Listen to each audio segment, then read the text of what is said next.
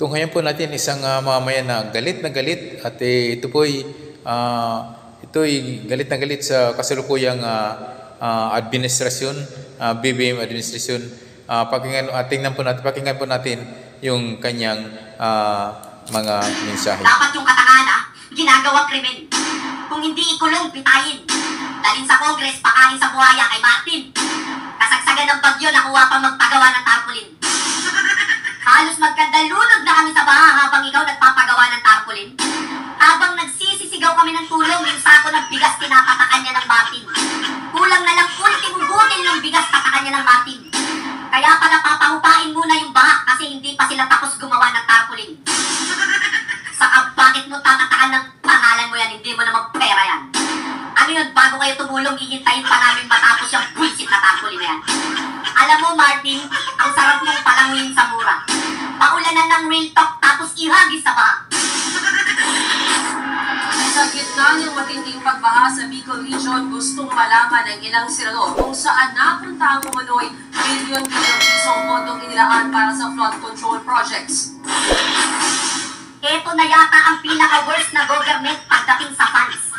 Maharlika funds, flood control funds, PhilHealth funds, tapos sasabayan pa ng mga tangamong funds.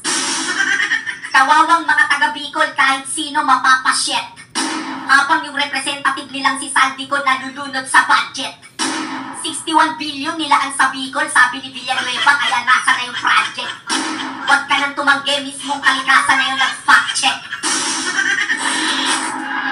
2023, sa DPWH alone, 29.4 billion ang budget. This year, for Bicol Region 2024, ang budget for flood control ng DPWH ay 31.9 billion. Sa 2023 and 2024, meron pang 61.42 billion. Guys, wala na talaga yung Pilipinas, sirang-sira na. Pinaboy na ng mga buhaya. Yung mga matitinong tao, galit na galit na. Yung mga bangag sa kriminal na lang yung mga natutuwa.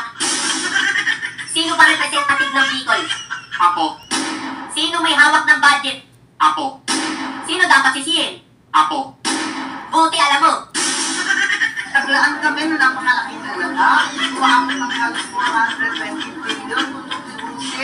Aabot siguro papatok ng 1.4 million a day ang budget sa flood control. Saan napunta lahat yan? Yan ang masaklap. Hoy, Plastic, ba't kami tinatanong mo? Ang tanungin mo, yung bobo mong kapatid sa yung pinsan mo. May saklap-saklap ka pang nalalaman sila sisihin mo. Kung talagang nagmamalasakit ka sa mga Pilipino, yung kapatid mo sa pinsan mo, kasuhan mo. Hindi yung daldal ka ng daldal dyan sa media, wala ka namang ginagawa. Kunwari galit sa kapatid sa pinsan, hindi naman pala. Pangunahan mo yung hearing tapos patawag yung presidente. Hindi yung pasasakayin mo na naman kami sa balat ng mani. Alam mo na palang may nawawala, wala ka pang ginagawa. Pinoto ka ng taong bayan para mag-imbestiga, hindi puro dada. Hindi mo mahahanap ang sagot kung puro ka lang hawak. Lubog na nga tayo sa utang, lubog pa sa baha. Sinalaga naman niya ni Apo Bicol Party List Representative Saldico. Wala nang patutuhanan ng umano'y bilyon-bilyong pisong flood control budget para sa Kabikulan. Ang ina niya. Basta talaga pambubudol, master nyo. Tapos kunwari may i-relate na warehouse ng bigas, wala namang nakakalaboso. Hindi kaya yung smuggler ng bigas isa sa inyo? Kasi lahat ng sako ng bigas may pangalan nito. Partida kasama pa yung aso niya si Tulfo.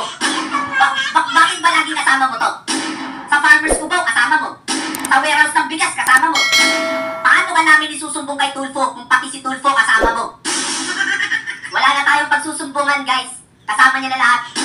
Iba talaga pag may hawak ng pondo, dinidikitan ng lahat. Papunta naman ako sa'yo. Bakit pati itong taong to? Itong taong to pati sa travel sinasama mo.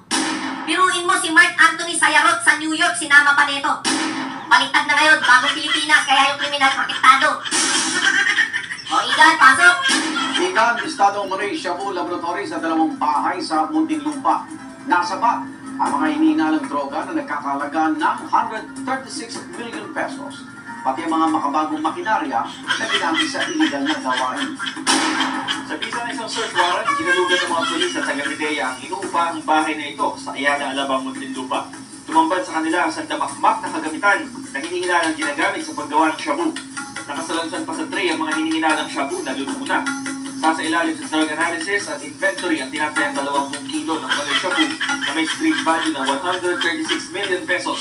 Arestado ang hinihinalang chemist na isang French national, si Saiter Aurelin. Nadakip din ang kasabwat niyang Pilipino na si Mark Sayarot. Grabe oh. Grabe, super grabe oh. Ito na yata yung pinaka-grabe to the over, talagang to the very max, to the highest level na to. Biruin mo, presidente ka? Bakit kasama mo to? Ikaw, bobong ha? Kaya pala tabingi yung bunganga mo. Tapos nag-travel sa New York? Ba't kasama niya yan? Ano bang kaso niya? Putagis na yan. RA 9165 lang naman. Tungkol pala sa drugs yan. Pampaano ba yan? Pampabulol sa pampaspin. Pag nagsalita yan, yung Amerikano yung nag-nosebleed. Nandiyan dyan si Sayarot, malay mo siya yung taga-feed. Kaya tingnan mo yung bunganga ni Bobong, kala mo na palo ng pala sa iwahig. Biruin mo, nag-travel yan ha. Kasama yung hari ng pondo, si Bangag, si Kokak sa Amerika. Wala namang nakukuhang investor, parang tanga. Nag-travel yan, kasama si Sayarot, saan ka pa?